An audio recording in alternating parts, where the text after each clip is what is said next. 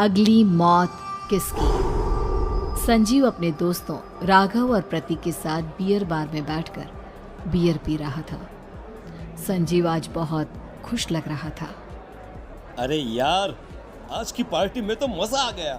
तुम दोनों दोस्तों के साथ तो मेरी जिंदगी इतनी अच्छी है कि क्या बताओ कितनी अच्छी है। अरे भाई, अब दोस्ती की है तो जीना मरना सब साथ में। हाँ अरे अरे यार सुनो, जल्दी से एक बियर और ऑर्डर करते हैं ना, एक आखिरी, और उसके बाद ये जश्न यहीं खत्म हो जाएगा। अरे हाँ हाँ, क्यों नहीं। वेटर, जल्दी से 2 बियर की बोतल लेकर आओ। आज मेरे दोस्तों को जश्न मनाना है, क्यों? इतने में वहां पर एक बहुत छोटे छोटे कपड़े पहनकर हाथ में बियर की बोतल लेकर उसके पास आती है। ये लीजिए, आपने बियर ऑर्डर की थी ना, मैं लेकर आ गई। क्या बात है यार, इस बार की वेटर तो बड़ी सुंदर है। अब बियर लेकर आई हो तो अपने हाथों से ही पिला दो ना। हाँ हाँ, क्यों नहीं, जैसा आप बोलोगे मैं वैसा ही करूँगी। क्या बात है यार, अब तो लगता है रोज यहीं आना पड़ेगा।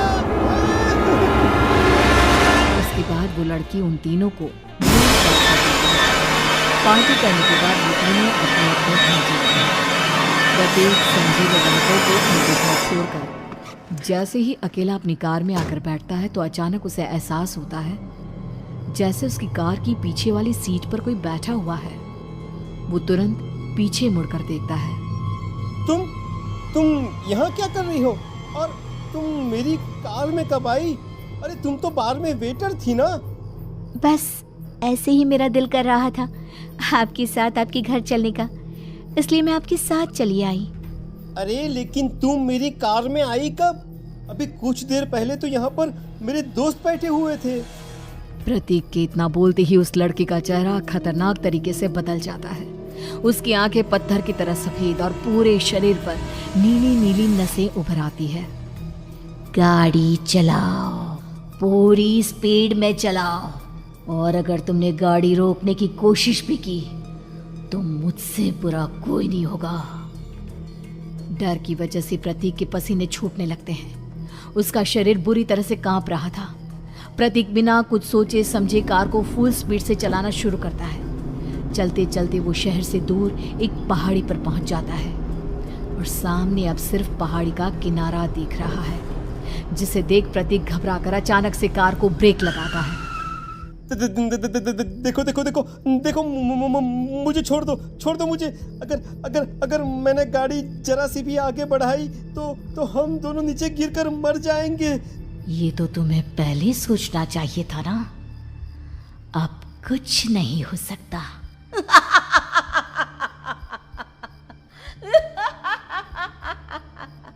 छोड़ दो मुझे। नहीं प्लीज मुझे छोड़ दो। प्लीज मुझे जाने दो। छोड़ दो मुझे। गाड़ी आगे बढ़ाओ। और तभी अचानक से बिना प्रतीक के स्टार्ट किए उनकी कार आगे बढ़ती है और गहरी खाई में गिर जाती है। उसके चीखने की आवाज़ें चारों तरफ सुनाई देती है।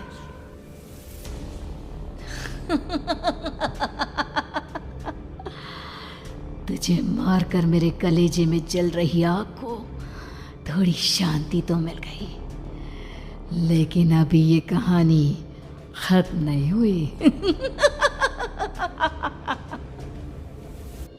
और फिर अगले दिन राघव और संजीव को पता चलता है कि प्रतीक की पहाड़ी से नीचे गिरकर मौत हो गई। अरे कल रात की तो बात है यार, हम सब बैठकर पार्टी कर रहे थे, लेकिन मेरी एक बात समझ में नहीं आ रही। राघव शहर से इतना बाहर उस पहाड़ी पर इतनी रात को क्या करने गया था? अरे यार, वही सोचकर तो मैं भी परेशान हूँ। हम दोनों को छोड़ने के बाद तो वो सीधा अपने घर जाने वाला था, और वो आत्महत्या क्यों करेगा भाई? कल रात तक वो कितना खुश था, हमारे साथ सेलिब्रेट कर रहा था। हाँ, लेकिन पुलिस ने तो यही कहा है कि प्रतीक ने अपनी कार को जानबूझकर पहाड़ी से नीचे गिरा दिया और आत्महत्या कर ली। अरे यार संजीव, मेरी तो कुछ भी समझ में नहीं आ रहा है। चल ठीक है, अब मैं अपने घर जाता हूँ। Okay, bye. राघव अपने घर में अकेला था। दोपहर का वक्त था। तभी दरवाजे की घंटी बजी। कौन है? अरे 1 मिनट रुको, अभी आता हूँ। राघव ने जैसे ही दरवाजा खोला उसने देखा कि सामने एक बहुत खूबसूरत लड़की खड़ी हुई है। कौन है आप और यहाँ किससे मिलने आई हैं? देखिए ना, बाहर बारिश शुरू हो गई थी, मेरी गाड़ी खराब हो गई है। आपका घर नजर आया तो सोचा कुछ हेल्प ले लेती हूँ। क्यों नहीं, आइए ना, आइए आइए। मेरे कपड़े पूरे भीग चुके हैं, क्या आपके पास टॉवल मिलेगा प्लीज? राघव अपने बाथरूम से एक टॉवल लाकर उस लड़की को देता है। थैंक यू सो मच, अब मैं चलती हूँ। अरे इतनी क्या जल्दी है? आप चाहे तो बारिश रुकने तक यहाँ पर रुक सकती हैं। हाँ। लड़की ने पलटकर राघव की तरफ देखा। नहीं, मुझे जाना होगा, मेरा काम बाकी है।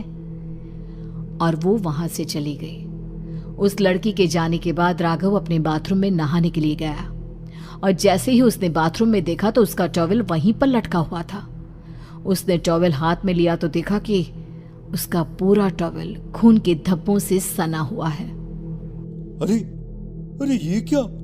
ये टॉवल तो मैंने उस लड़की को दे दिया था।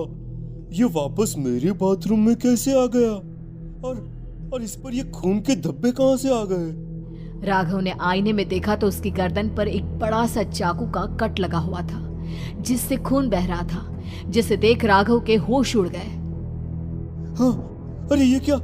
मेरी गर्दन इतनी ज्यादा कटी हुई है और मुझे दर्द भी नहीं हो रहा है। ये क्या हो रहा है मेरे साथ? राघव घबराकर बाथरूम से बाहर आया और अपना मोबाइल उठाकर उसने संजीव को फोन लगाया। संजीव जल्दी से मेरे पास आ जाओ। मुझे लगता है कुछ बहुत बड़ी गड़बड़ है, जल्दी आ जाओ। उधर से आवाज आई, लेकिन वो आवाज संजीव की नहीं बल्कि एक लड़की की थी। कुछ अजीब नहीं हुआ है, बस तुम्हारी मौत तुमसे मिलने आई थी और तुम्हें मारकर चली गई। अब तुम इस दुनिया का हिस्सा नहीं हो राघव, इसलिए तुम्हें अपनी गर्दन के कटने का दर्द भी महसूस नहीं हो रहा। नहीं, ऐसा नहीं हो सकता, ऐसा नहीं हो सकता। कौन हो तुम? तुम्हारी मौत। अब संजीव के पास खबर पहुंचती है कि राघव ने अपने ही घर में चाकू से गर्दन काटकर आत्महत्या कर ली। ये सुनने के बाद संजीव के होश उड़ गए। वो पसीने से तरबतर हो गया और एक अनजाना डर अब उसके दिल को सताने लगा। संजीव के साथ ही उसका एक छोटा भाई राजीव भी रहा करता था। अपने भाई को इस तरह परेशान देखकर राजीव उसके पास आया। अरे भैया, क्या हुआ भैया? आप इतने घबराए हुए क्यों लग रहे हैं? प्रतीक और राघव की मौत, मेरा मतलब मेरी कुछ समझ में नहीं आ रहा भाई। अचानक से मेरे दोनों दोस्तों ने आत्महत्या क्यों कर ली? अरे वो तो मेरी भी समझ में नहीं आ रहा है भैया। हाँ, हो सकता है कि कोई परेशानी होगी और इसीलिए उन्होंने ऐसा किया होगा। हाँ, लेकिन दोनों की जिंदगी में एक साथ परेशानी और दोनों का इतनी खतरनाक तरीके से आत्महत्या करना, कहीं ऐसा तो नहीं मैं भी मर जाऊंगा? अरे आप ऐसी बातें क्यों कर रहे हैं भैया? वैसे ही मैं इतना परेशान हूँ। जब से अंजलि ने मेरा साथ छोड़ा है तब से सब कुछ बहुत अजीब सा हो गया है। रोज रात को डरावने सपने आते हैं। ऐसा लगता है जैसे अंजलि बार बार मेरे सपनों में आकर मुझे डराने की कोशिश करती है। अंजलि का नाम सुनते ही संजीव की आंखें फट गई और उसके गले में आवाज अटक गई। उसके चेहरे पर घबराहट साफ नजर आ रही थी। कौन थी वो लड़की जिसने प्रतीक और राघव को आत्महत्या की आड़ में मौत के घाट उतार दिया? और कौन थी अंजलि जो बार बार राजीव के सपनों में आकर उसे डरा रही थी? अंजलि का नाम सुनकर संजीव इतना घबरा क्यों गया? इन सवालों के जवाब जानने के लिए देखिए इस खतरनाक कहानी का अगला भाग।